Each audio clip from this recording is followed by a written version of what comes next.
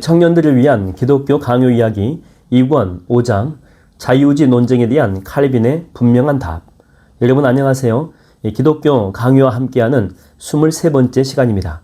지난 시간에 우리는 죄로 인해 타락한 인간의 의지가 영적인 문제에 있어서 완전히 죄의 노예가 되어 스스로는 하나님께로 향하거나 참된 선을 선택할 능력이 전혀 없다는, 어쩌면 불편하게 들릴 수도 있는 진실을 마주했습니다.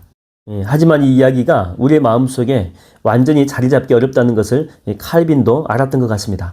왜냐하면 아주 오랜 시간 동안, 그리고 칼빈이 살던 당시에도 많은 똑똑한 사람들이 여전히 인간에게는 하나님을 선택하거나 구원에 기여할 만한 자유의지가 어느 정도 남아있다라고 주장했기 때문에 그렇습니다.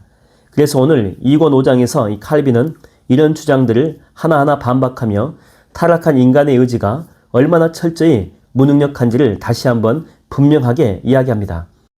칼빈은 인간에게 선택하는 의지 자체가 없다라고 말하는 것은 아니죠. 우리는 여전히 무엇을 할지 말지 결정하는 능력을 가지고 있습니다. 하지만 이 칼빈이 문제 삼는 것은 그 의지가 자유롭다는 생각, 특히 영적인 선과 악 사이에서 하나님을 기쁘시게 하는 선을 스스로 선택할 자유로운 힘이 우리 가운데 남아있다는 주장입니다.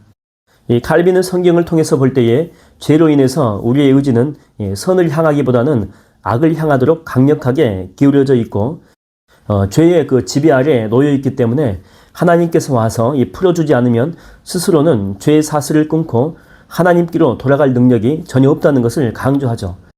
많은 사람들이 생각하는 자유의지는 이런 것일 수 있습니다. 마치 저울에 있어서 한쪽에는 선이 있고 다른 한쪽에는 악이 있는데 인간의 의지가 이 저울 위에서 자유롭게 선을 선택할 수도 있고 악을 선택할 수도 있다는 생각입니다.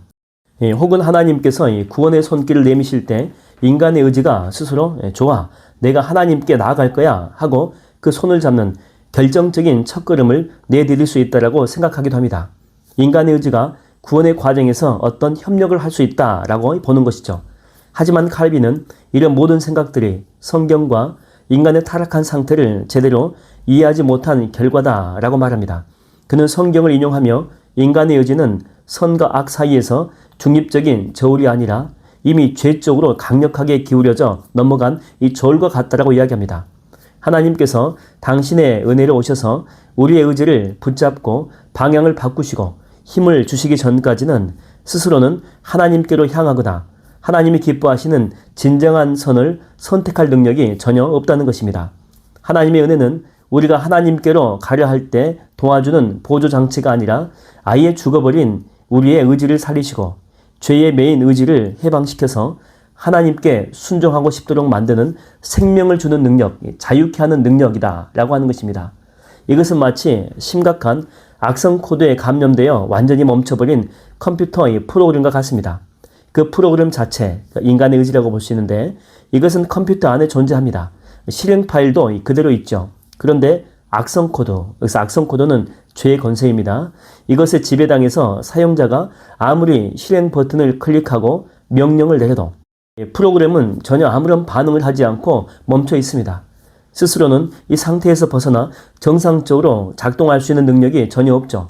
이 프로그램을 다시 실행 가능하게 만들려면 운영체제나 백신 프로그램, 그래서 백신 프로그램은 하나님의 강력한 은혜를 비유해서 이야기합니다. 이게 개입을 해가지고 악성 코드를 제거하고 프로그램을 강제로 다시 시작시키거나 복구해야만 합니다. 프로그램 자체는 스스로 다시 작동하겠다라고 결정하거나 그 능력을 발휘할 수가 없습니다.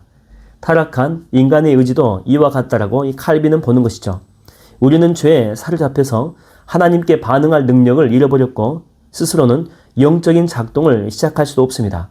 오직 하나님께서 당신의 강력하고 생명 주시는 은혜로 우리 안에 찾아오셔서 우리의 의지를 새롭게 하시고 당신께로 향하도록 이끌어 주셔야지만이 비로소 우리는 하나님을 선택하고 따를 수 있게 된다라고 하는 것입니다. 칼빈이 타락한 인간 의지의 무능력함을 이토록 끈질기게 강조하는 이유는 결국 하나입니다. 인간 스스로에게 구원에 기여할 만한 어떤 능력도 남아있지 않음을 분명히 함으로써 우리의 구원이 오직 전적인 하나님의 은혜와 능력 덕분임을 깨닫게 하기 위해서입니다. 우리가 스스로 무엇을 할 수 있다는 기대를 완전히 내려놓을 때 우리를 구원하시는 하나님의 사랑과 능력이 얼마나 위대한지를 비로소 온전히 찬양할 수 있습니다. 구원의 영광이 오직 하나님께만 돌아가는 것이죠. 사랑하는 여러분, 칼빈의 2권 5장은 우리의 영적인 무능력함에 대해서 가장 확실한 성경적인 근거를 제시하며 인간의 자유의지에 대한 세상적인 생각들을 바로잡아 줍니다. 이 진리는 우리의 자존심을 상하게 하는 것 같지만 사실은 우리를 우리 자신의 연약함에서 눈을 돌려 모든 것을 행하실 수 있는 능력의 하나님께 소망을 두게 하는 은혜의 진리입니다. 우리의 구원이 나 자신의 선택이나 노력에 달려있는 것이 아니라 나를 사랑하셔서 내 의지를 새롭게 하시고 당신께로 이끄시는 하나님의 강력하고 그 변치 않은 은혜에 달려있음을 알고 평안을 누리시기를 바랍니다. 다음 이야기에서는 그렇다면 우리를 구원하시는 이 구속자는 누구이시며 그분은 어떻게 우리에게 오셨는지를 살펴보도록 하겠습니다. 다음 시간에 만나겠습니다.